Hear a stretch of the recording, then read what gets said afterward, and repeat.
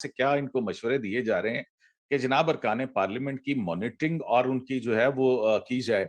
अ, अब आप गवर्नमेंट जो है वो स्पाइंग के ऊपर भी लगा रही है और भाई मेरे अभी पीपल्स पार्टी की हुकूमत जो है वो इस बात पे चली गई थी कि आप जजों सिद्दीकी के साहब, फोन टेप करते हैं या पार्लियामेंटेरियंस के ऊपर स्पाइंग करते हैं आप। ये सिद- कौन इनको ये सिखा रहा है? मेरे ख्याल में ये सिद्दीकी साहब, मैं आपके पास दोबारा आता हूँ क्योंकि सेठी साहब किसी प्रोग्राम में थे और उनको अभी जाना भी है। तो रजा, कुछ आप जी पूछना सेठी चाहेंगे सेठी साहब, साहब अब से? I know you have to go, लेकिन आपको पता है कि ये बड़ा अहम दिन है और खुसूसन आप तो बड़ी खतरनाक प्रेडिक्शंस देते रहे हैं। तो वो हमने पहले भी बात की कि आज वो जो आज के सारे हालात और वाकयात हैं, तो वो यही पॉइंट करें कि इधर जो है, अब आपसे मोटा मोटा सवाल ये कि इज द गेम ओवर?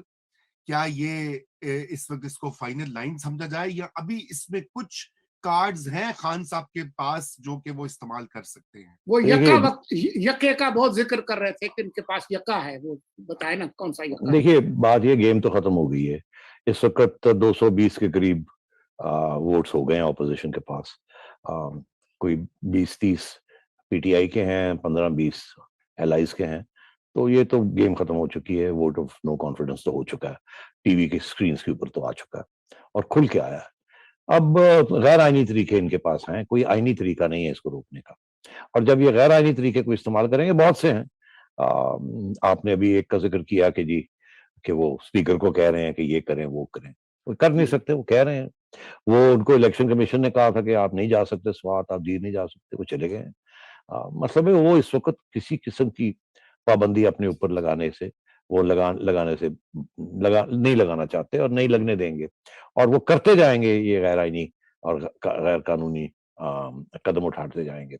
अब लोग कुछ कहते हैं इमरजेंसी लगा सकते हैं, कोई कहता है गवर्नर्स रूल सिंध में लगा के सिंध की गवर्नमेंट को उल्टा दें क्योंकि जरदारी साहब का बहुत बड़ा हाथ है, वगैरह वगैरह। कुछ लोग कह रहे हैं कि कुछ वीडियोस हैं जो कि दिखाना चाहेंगे और किसी को बदनाम करना चाहेंगे और फिर उसके बाद कोई ऐसे अनाउंसमेंट करेंगे जिसके साथ अफरा तफरी फैल जाएगी और इदारे जो हैं वो इन्वॉल्व हो जाएंगे, वगैरह वगैरह। ब्लैकमेलिंग किस्म की टैक्टिक्स। तो ये सारी बातें इस वक्त घूम रही हैं। बात ये है, जो मर्जी कर लेंगे। ये मेरी फिर पेशन गोई मैं आपसे कर रहा हूँ, अगले चंद दिनों के अंदर पंजाब के अंदर भी वोट ऑफ नो कॉन्फिडेंस आने वाला है।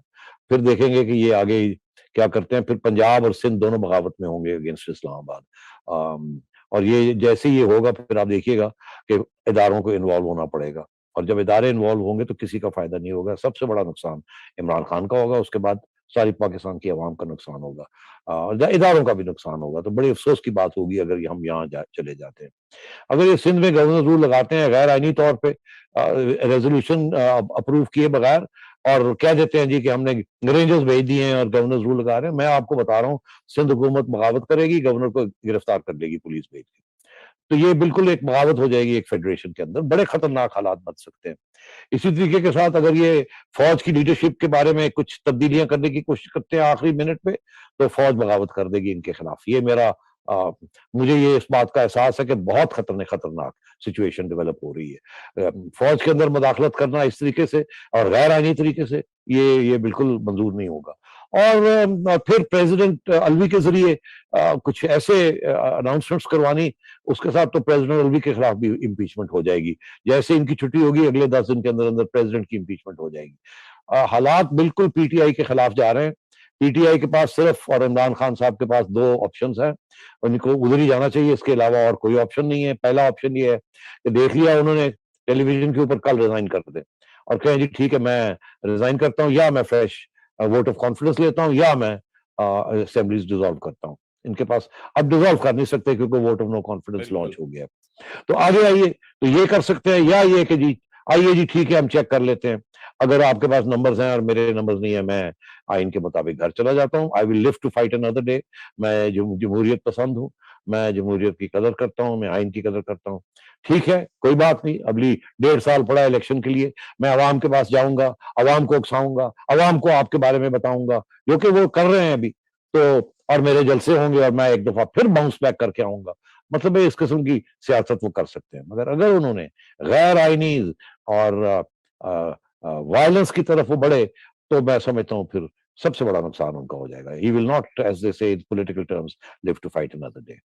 जी बिल्कुल सोलंकी, ये मैं सोलंकी साहब आपका कोई सवाल है? नहीं तो मैं एक फॉलो अप क्वेश्चन करना चाहता आप हूँ। करें follow up. NS, I know आपको जाना है एंड आई एम सॉरी। आप जाने नहीं देते, बस लगे रहते हैं आप भी अब इमरान खान जैसे हो रहे हैं, यू टर्न्स लेते हैं और वादे करते हैं, पूरे नहीं करते। नहीं देखिए सर, मैं इंस्पायर्ड हूं ना आप ख्याल करें, मैं चौधरी परवेज इलाही वाला रास्ता इख्तियार कर सकता हूँ। अच्छा, आखिरी सवाल आई नो, उसके बाद मैं वादा पूरा करूंगा। आपने जो आखिरी जिक्र किया आर्मी लीडरशिप का, क्योंकि बहुत सारे, मैं ये सवाल मैं नहीं पूछ रहा, हमारे कोई 15-20 इस वक्त कमेंट लोग जो देख रहे हैं, आपको पता है लोग इस तरह के अब सवालात में बहुत इंटरेस्ट लेते हैं, सियासी शऊर बहुत हद तक बढ़ चुका हुआ है। तो वो कह रहे हैं कि जी क्या ये अगर कोई सैकिंग वैकिंग कर देंगे अभी, तो उनके पास वो कानूनी एक तरह से पावर तो है, ये एक आखिरी उनके पास एक पत्ता रह गया, इसके अलावा तो बाकी पता नहीं तो रजा, मेरा जवाब इसका ये है कि अच्छा, चलो मेरा कर भी दे। एक सवाल ले लेना जमशेद हाँ जी, साहब। हाँ अच्छा, ठीक जी, एक हाँ दूसरे ले, पे आ गया सवाल जी, करो। कर लें। आप लोग ये बात क्यों नहीं कर रहे हैं कि जो मुनहरिफ एमएनएज हैं वो पीटीआई का वोट लेके आए हैं?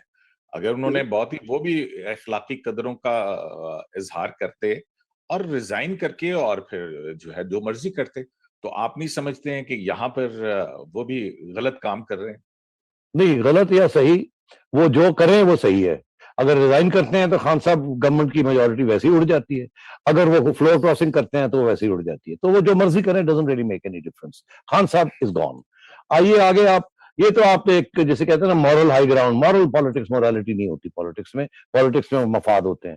आगे आइए, जो सवाल रजा साहब ने जो पूछा वो ये है रजा के, मैं ये समझता हूँ कि अगर ये आर्मी लीडरशिप चेंज भी करते हैं स्टेज पे, तो उसको इनको क्या फायदा होगा?